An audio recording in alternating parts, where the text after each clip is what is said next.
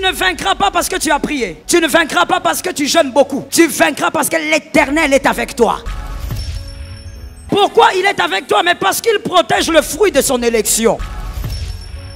Mon frère, les batailles que tu as dans ta vie, dans ton foyer et peu importe, ce sont des batailles que tu as la capacité de vaincre. La parole de Dieu dit clairement, aucune bataille, aucune tentation ne peut t'arriver qui soit surhumaine.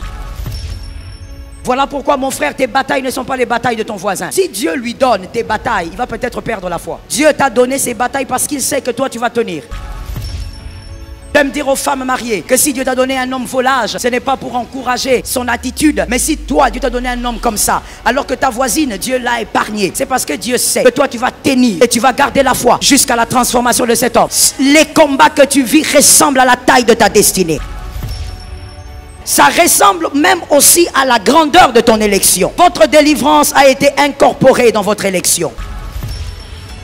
La mort peut te frapper malgré l'élection si tu es un élu inconscient. Si tu es un élu qui ne réalise pas la hauteur de ton élection. Tu peux mourir sans vivre les promesses. Mais lorsque tu subis les batailles et que tu es resté dans ta conscience, t'apporte ton frère et dis-lui, tu ne mourras pas. La bataille est plus courte que ta destinée. La bataille, peu importe le nom, que ce soit les démons, que ce soit les humains, que ce soit un péché qui dérange votre vie, ta bataille n'est pas plus longue que ta destinée.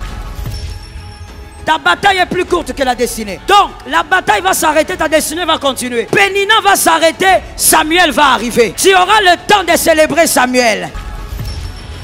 Je dis, tu vieilliras et tu célébreras les œuvres de l'Éternel. Quelqu'un m'a dit, non, je ne mourrai pas. Je vivrai, je raconterai les œuvres de l'Éternel.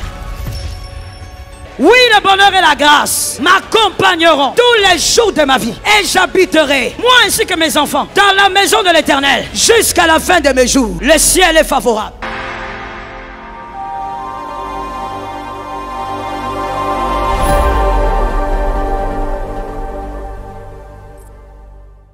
D'abord, on va le dire tous en français. 1, 2, 3. Ils te feront. On reprend. 1, 2, 3. Comment tu parles sans autorité? Parle un peu avec autorité. Ils te feront la guerre, mais ils ne te vaincront pas. On y va. Car je suis avec toi pour te délivrer, dit l'Éternel. J'aime la version anglaise. Elle dit ceci. They will fight you, but they will fail. Oh, en anglais, c'est plus profond. They will fight you. C'est-à-dire donc que c'est une prophétie sûre. Même si tu te caches, même si tu restes seulement dans ton coin, tu dis moi je veux rester dans mon coin, je ne veux pas de problème. Mon frère, si tu es un élu, ils te feront la guerre. Même la nuit, ils viendront. Quand on dit ils te feront la guerre, ce sont les batailles de jour et les batailles. C'est-à-dire, les jours, ce sont les personnes qui ne t'aiment pas, pour des raisons qu'on ignore. Des personnes qui ne te supportent pas. Des personnes qui veulent te voir chuter. Mais la nuit, les occultes, les démons, les sorciers viendront. Mais la Bible dit, they will fight you, but they will fail. Ils vont échouer. Ça tombe sur tes enfants. Cet amen-là, c'était pour tes enfants. Avenir ou futur, ça tombe sur eux. They will fight you, but they will fail. Ils échoueront. Même s'ils viennent en meute, ils échoueront. Même si tu dors sans envoyer le feu. Même si tu ne jeûnes pas. Parce que l'élection n'est pas passée par le jeûne. L'élection n'est pas passée par la prière.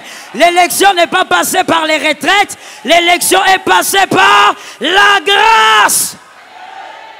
L'élection, c'est la grâce.